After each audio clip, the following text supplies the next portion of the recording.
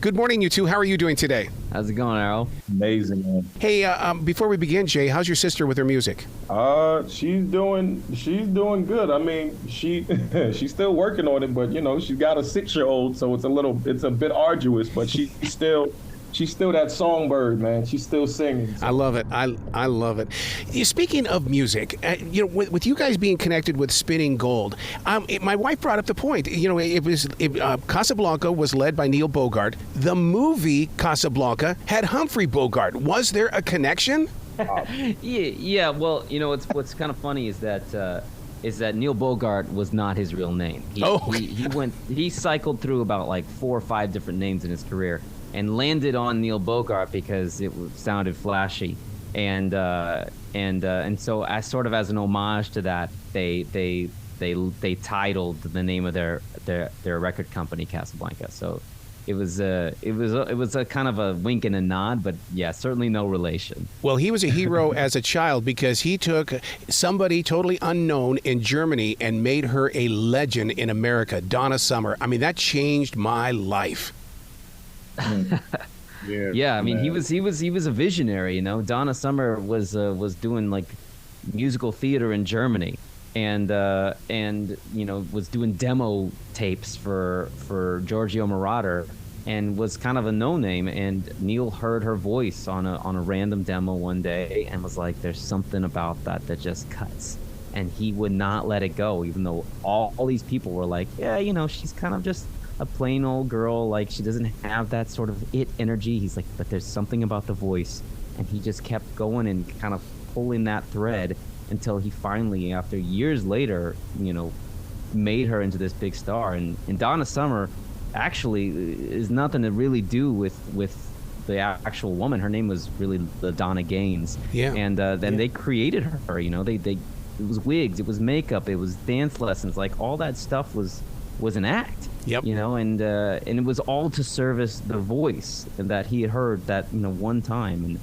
it's kind of remarkable the vision that he had and the follow through to actually make that vision come into fruition. To bring this story forward in this modern day world of 2023, it's almost like you guys are creating a seed to plant in the ground, because that music was unforgettable. It got a bad rap, and to see Spinning Gold here, it's going to really bring a lot of creativity to modern day music. I think so. I think music is really cyclical in that way, and disco, of course, gets a bad rap nowadays. Even back then, it was getting a bad rap. But it.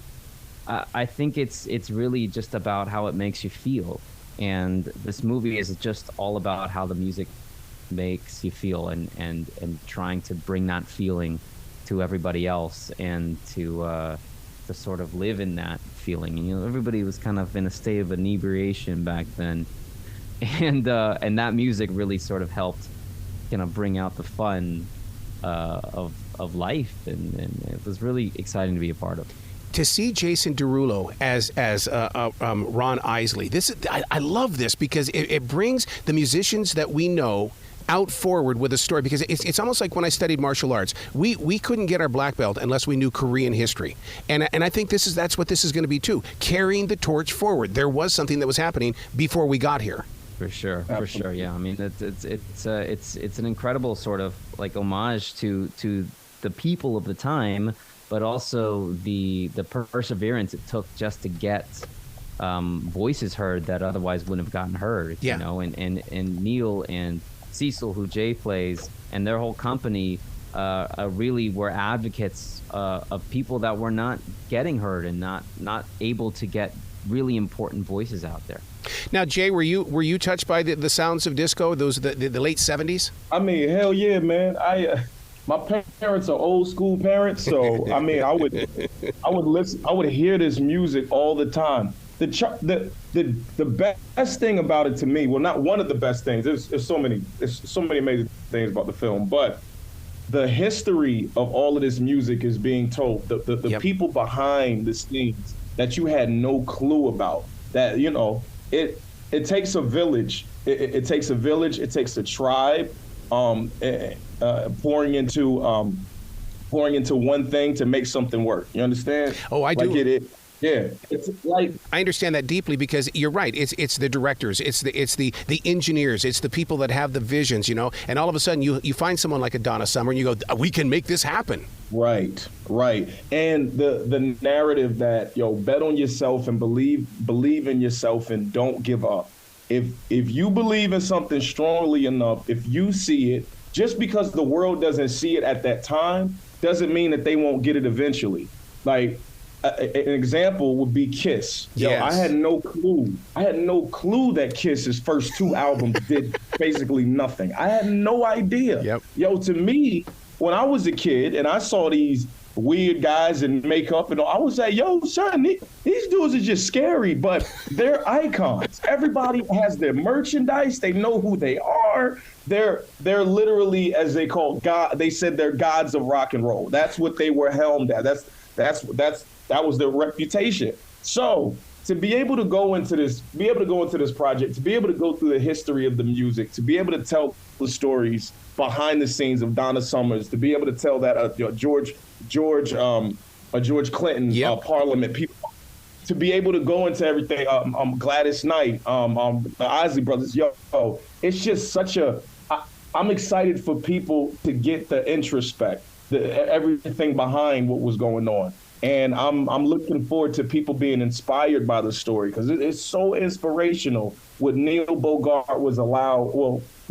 accomplished in a time where it was harder for independent artists. I mean, you have independent labels now, but back in those days, it was all about working in the machine. And if anybody tried to go against that, they didn't like that. The big labels didn't like that opposition. So they were just up against so many obstacles, and they came out on the other side flawlessly. Well, not flawlessly. They got, some things happened, but everybody ended up being fine because of their belief in Neil Bogart and everyone's camaraderie and their willingness to follow this man into the utter depths. And even if they didn't know what was happening, they believed and he believed. And that was what Casablanca Records was. And what's fascinating about this is the fact that Neil was $7 million in debt, and he still didn't lose that dream. I can't wait to experience that on that big screen, to go through the emotional changes. Yeah, I mean, he bet money that he didn't have. That was his MO.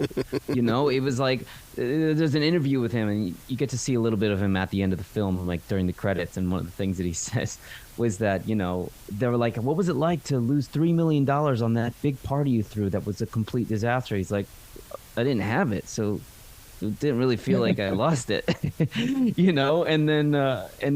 then when it finally sort of hit, it was very much the epitome of fake it till you make it, Fake it in the sense of pretend that you have it all together, even if you're not faking the music and the talent, it was very much a sort of cutthroat industry, and they were an independent label, and the majors back then would stop at nothing to stop independent labels from poaching their acts, and that's really all they could do.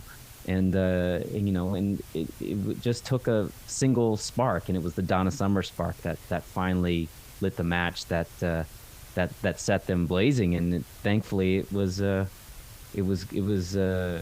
something that happened before they fully ran out of steam. I mean, there were death threats, there were mob hits.